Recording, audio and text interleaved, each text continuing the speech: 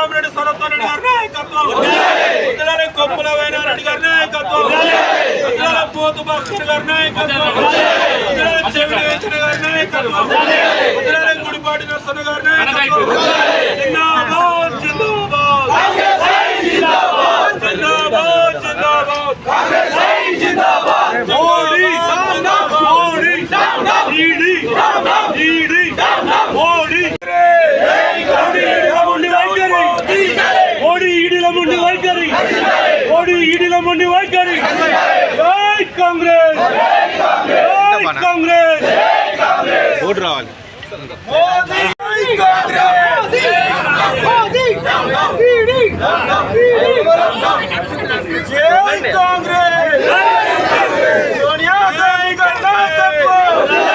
రాహుల్ గాంధీ గారి నాయకత్వం, రేవంత్ రెడ్డి గారి నాయకత్వం, రామ్ కుమార్ రెడ్డి గారి నాయకత్వం. అందరికీ నమస్కారం.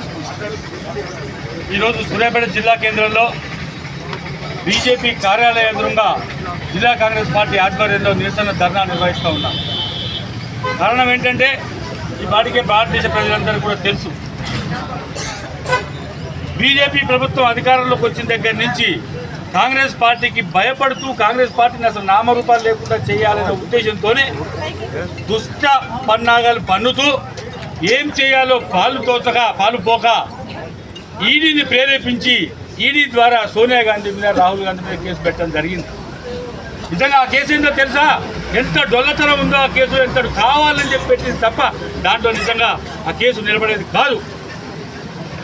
చాలా ఏళ్ల క్రితం స్వాతంత్ర పోరాటం కంటే ముందు 1938 సంవత్సరంలో జవహర్లాల్ నెహ్రూ గారు నేషనల్ హెరాల్డ్ అనే పత్రిక స్థాపించడం కోసం అసోసియేటివ్ జర్నల్స్ లిమిటెడ్ అనే సంస్థను స్థాపించాడు. దానికి అది నడవడం కోసం ఈ యొక్క స్వాతంత్రోద్యమం బ్రహ్మాండంగా నడవాలంటే ఫండ్స్ కావాలి కదా.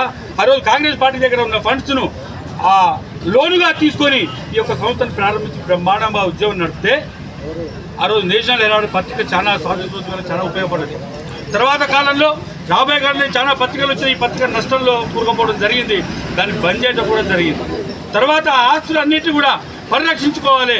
కాంగ్రెస్ పార్టీకి సంబంధించింది, కాంగ్రెస్ పార్టీ 90 కోట్ల రూపాయలు ఫైనాన్స్ చేసింది కాబట్టి కాంగ్రెస్ పార్టీకి సంబంధించిన ఆస్తి.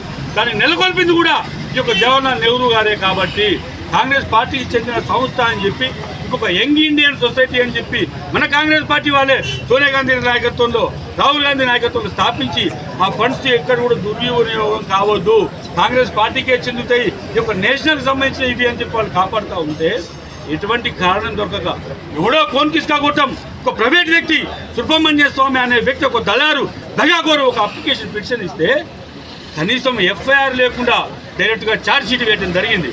నిన్న కేంద్ర ప్రభుత్వం మీద ఈడీ మీద ఢిల్లీలో రౌస్ అవెన్యూ కోర్టు ముట్టికాయలు ముట్టింది. అరే ఎఫ్ఐఆర్ లేకుండా ఛార్జ్ షీట్ డైరెక్ట్గా ఎట్లా వేస్తారా, నీకు కనీసం బుద్ధి జ్ఞానం ఉందా అని ఈడీని తిట్టిపేస్తుంది.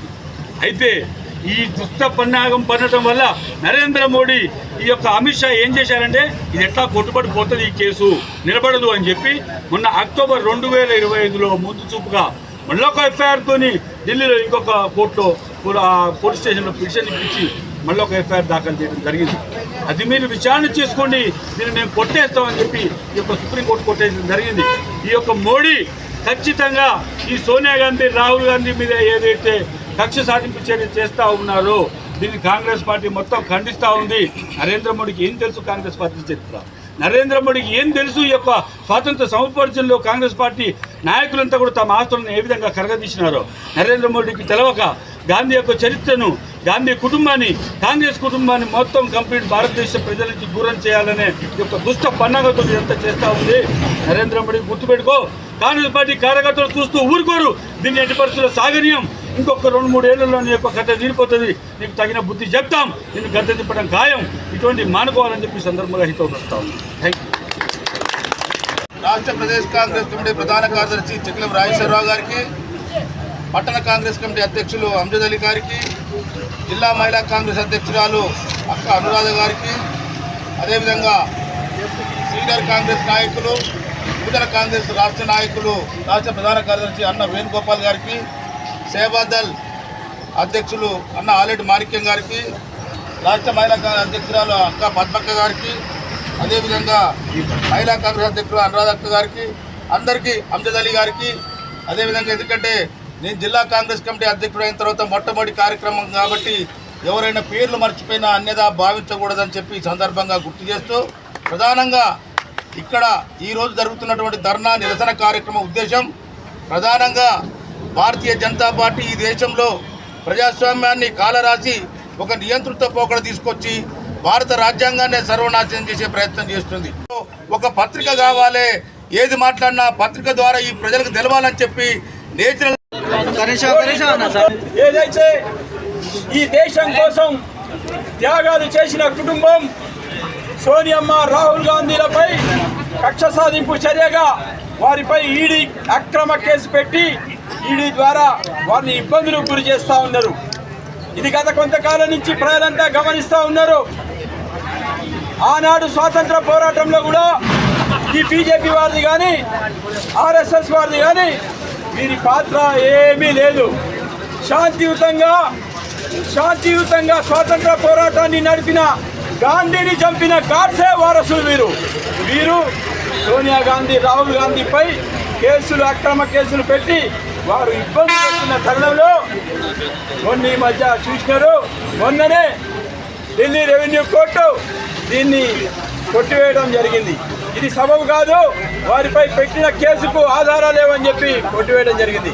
దానిలో భాగంగానే దానికి నిరసనగా తెలంగాణ ప్రదేశ్ కాంగ్రెస్ కమిటీ ఇచ్చిన పిలుపు మేరకు బీజేపీ జిల్లా పార్టీ కార్యాలయాలకు ముందు నిరసన కార్యక్రమాన్ని తెలియజేయుటకు ఈరోజు కార్యక్రమాన్ని తీసుకోవడం జరిగింది.